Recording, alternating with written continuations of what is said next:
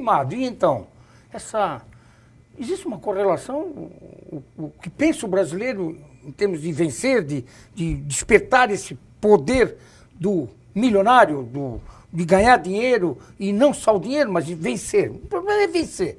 E o americano, como é que você faz isso? Você viveu lá há muito tempo, viaja muito para lá, tem escolas lá, como é que você faz esse parâmetro aí? Eu acredito que há duas explicações para essa distinção entre o grau de empreendedorismo do americano e do brasileiro. Primeiro, o americano ele é incentivado na própria escola, na própria universidade, no berço acadêmico, ao empreendedorismo. Tanto é que existem cursos que são eletivos, que os alunos, por opção, fazem durante o seu tempo de universidade, que levam ao empreendedorismo. Então, certamente, os Estados Unidos têm um grande número de novos empreendedores justamente por esse incentivo natural que existe. Que já vem na escola. Que já vem na escola, é de berço. No Brasil, de nossa parte, nós temos o empreendedor, mas o que nós chamamos do empreendedor por necessidade. E daí, qual que é a característica desse empreendedor por necessidade?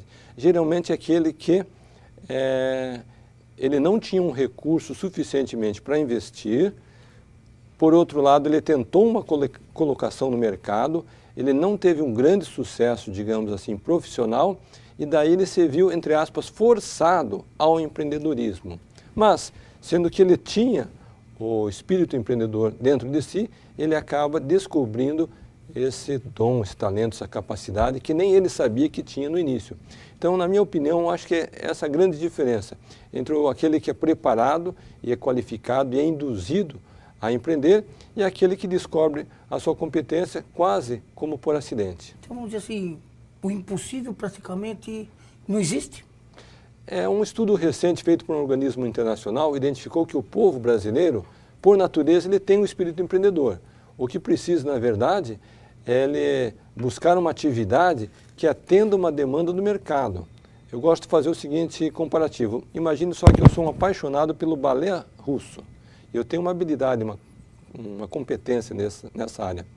Eu posso ser o maior profissional que existe na cidade do Rio do Sul. Mas qual que é a demanda, qual que é a procura do mercado por artistas, técnicos profissionais no balé russo? É muito pouco, é muito limitado. Então não existe uma demanda de mercado. Então você tem que ter a capacidade de unir um talento pessoal para atender uma demanda no mercado. E daí sim você tem uma oportunidade de prosperidade grande. Estimado, como é que você vê a educação no Brasil?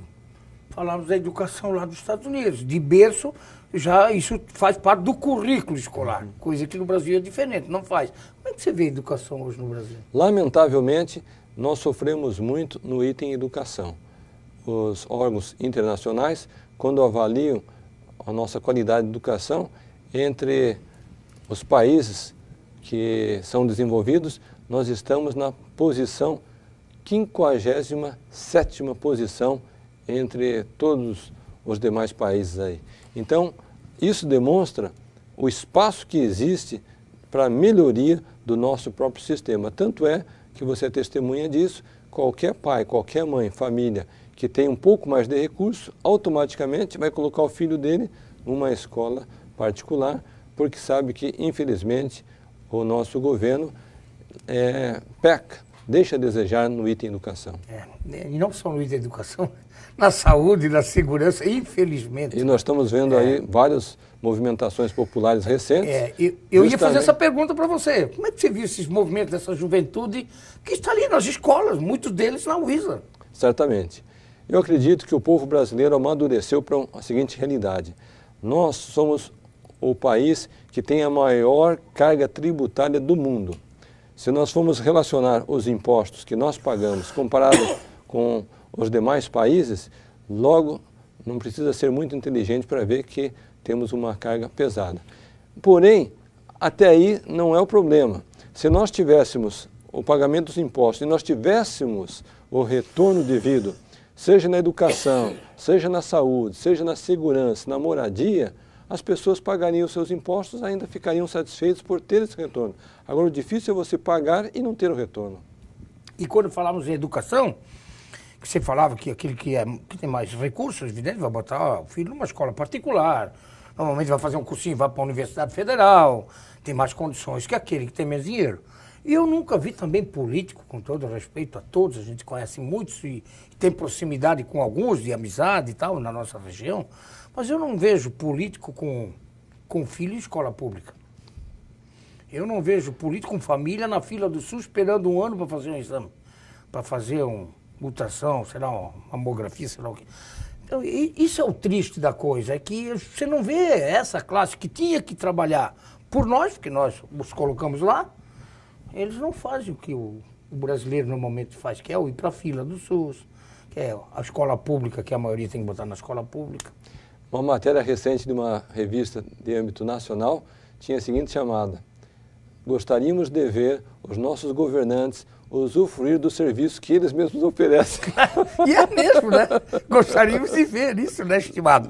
Estimado, uns dias atrás, 2, 3 semanas atrás, você esteve aqui na nossa Rio do Sul, pequenininha, 62 mil habitantes, uma região com 350 mil, porque os municípios são tudo muito próximos, mas é uma região diferenciada. Eu sempre digo que eu vejo aqui como um cantinho do céu. Evidentemente, não temos os grandes teatros, não temos os metrôs, temos uma 470, que é uma vergonha, que eu vou viver mais 40 e não vou ver a duplicação dela, não temos a ferrovia, que já estão nos enganando de novo, dizendo que ia passar por... Não vai para a estrada, a ferrovia do Frio não vai passar, que isso você não conhece, porque não está aqui, vivenciando isso. Isso às vezes deixa a gente muito puto da cara. Então a gente às vezes dá um pauzinho nesses caras, justamente...